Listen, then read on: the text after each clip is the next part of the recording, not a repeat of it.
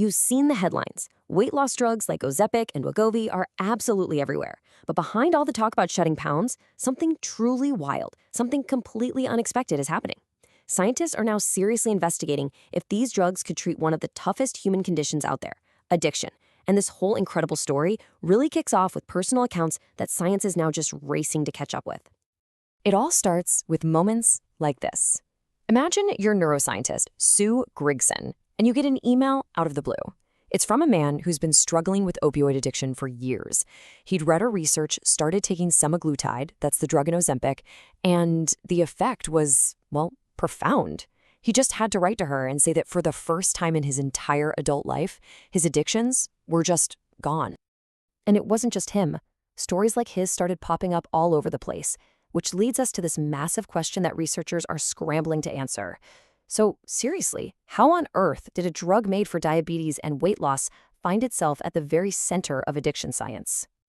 To really get what's happening, you have to go back to the beginning. We need to look at what these drugs were actually made to do, because it had absolutely nothing to do with addiction. Okay, so these are called GLP-1 drugs, and they were first created to help people with type 2 diabetes get a handle on their blood sugar. The way they work is pretty clever. They basically imitate a natural hormone that our gut already makes, called GLP-1. Simple enough, right? But the jump from diabetes to a weight loss sensation, that happened because of where else these drugs work.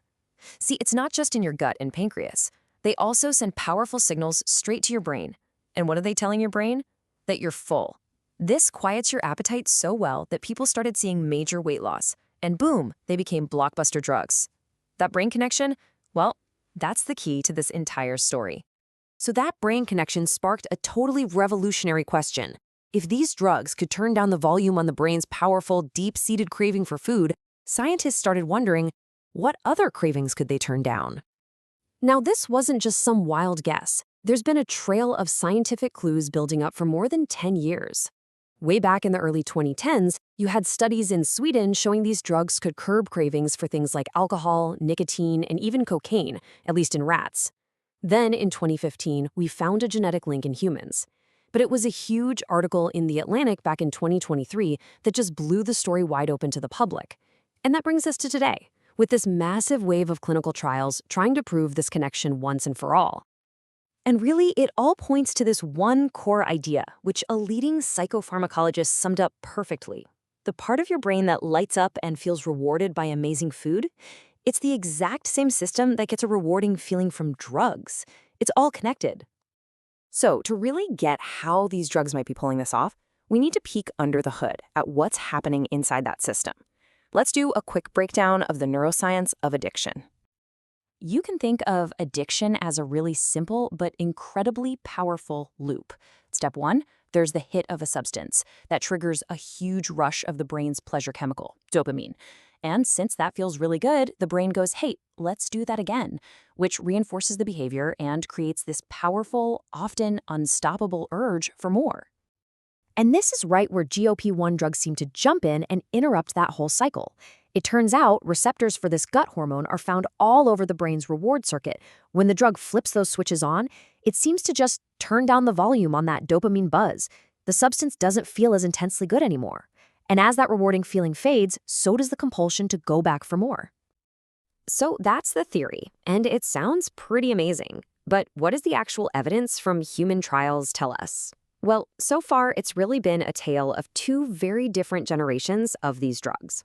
The very first trials used these older, first-gen GLP-1 drugs. And honestly, they were less powerful, they didn't last as long in the body, and the results were kind of disappointing. But now, all the excitement, all the focus is on the second generation, drugs like semaglutide. They are so much more powerful, they're longer acting, and they are already showing landmark results, like one big trial that showed it could successfully cut alcohol consumption. That's why everyone is so hopeful right now. And get this, even with those weaker, older drugs, there were some major hints. One study looking at opioid use disorder found that an older drug still managed to reduce cravings by about 40%. That's a huge signal, especially from a less potent medicine. It was a massive clue that researchers were definitely on the right track. So now the scientific community is just going all in. They're testing different doses, needle-free options like pills, and they're even using brain scans to literally watch the drug's effect on cravings as it's happening. And it's not just about alcohol anymore.